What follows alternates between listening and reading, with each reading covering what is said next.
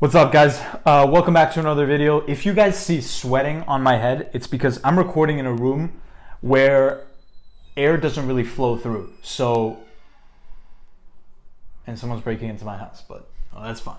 So literally air doesn't pass through this room. And so if you see sweating, it's because I'm dying of asphyxiation, or asphyxia, however you say it. But the fight that I want to talk to you guys about today is a fight between Daniel Rodriguez and Gabriel Green. And before I get into this, I just want to reiterate the fact that the original fight that was supposed to take place was between Daniel Rodriguez and Kevin Holland, but then a few days ago, Kevin Holland actually reported to have suffered an injury, which forced him to retire from the fight. And so basically, they called up Gabriel Green, and they were like, "Yo, buddy, you free? You want to fight this dude?" And he was like, "Yeah, I'll fight this dude."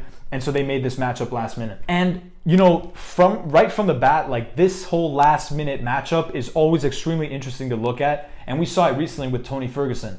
Like, this guy was preparing for, I think, around 6 months to fight Khabib Nurmagomedov. But then due to the whole pandemic, Khabib was not able to fly to the US and get the match sorted. And so they had to replace Khabib with Justin Gaethje. So everyone was kind of like, oh, okay, well, Justin Gaethje, it's like, that's like going from playing Barcelona to playing like Norwich. I mean, listen, no offense to all the Norwich fans. I think Timo Pukki is an amazing player. But at the same time, look, you want to compare Pukki to Lionel Messi, no comparison there. So you're like, okay, well, Tony's got this in the bag.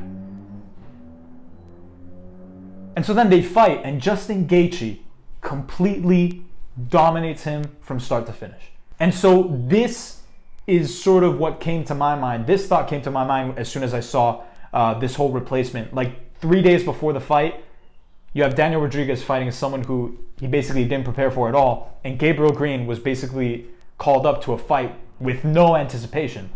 So whatever the odds were before this, like, this fight could definitely go either way. And I want to break this down a little bit. So first of all, why was Gabriel Green chosen? Like, who is Gabriel Green? Like, honestly, like, what are we talking about here? This guy's a damn good fighter, all right?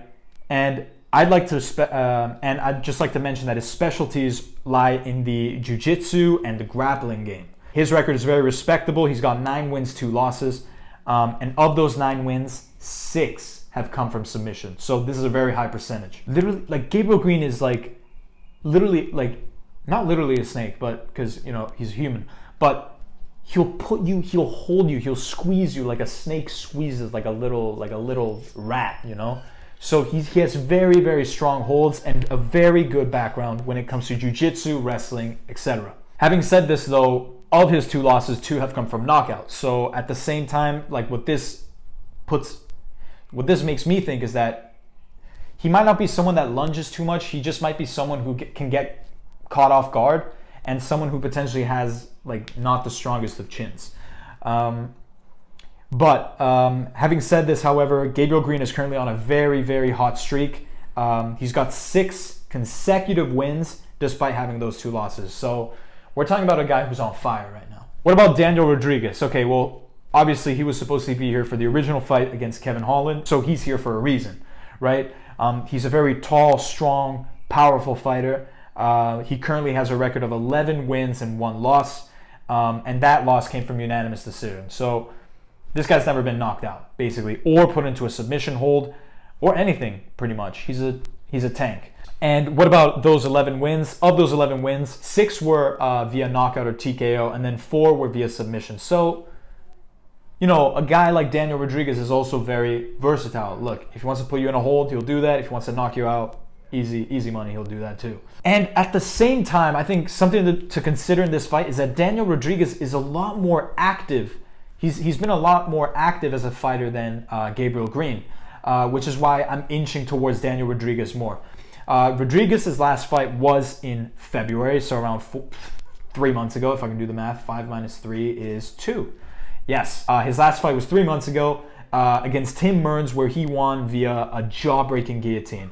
And before that, he had actually won all 6 of his previous fights. So this fighter is truly, truly on a roll as well. Okay, so let's not disregard Daniel Rodriguez here. And so that's why I think he's going to win this fight. But again, like, when it comes to these last-minute pullouts, last-minute replacements, like, it could literally go either way. Again, Justin Gaethje was seen as, like, literally, like, just like a mannequin put into a ring, and then he actually ended up slaughtering Tony Ferguson. So again, with this fight, it could go either way, but I'm going to inch towards Daniel Rodriguez. I'm interested to know what you guys think in the comments below. Who do you guys think is going to win? At the same time, if you like this type of stuff, I'm going to be covering more fights. We got Mackenzie Dern against Hannah Cyphers. We've got T. Woodley against Gilbert Burns. These are all going to be coming out soon. If you like this type of stuff, subscribe to the channel. And if you do subscribe and I see you guys in the next one, then I'll see you guys in the next one.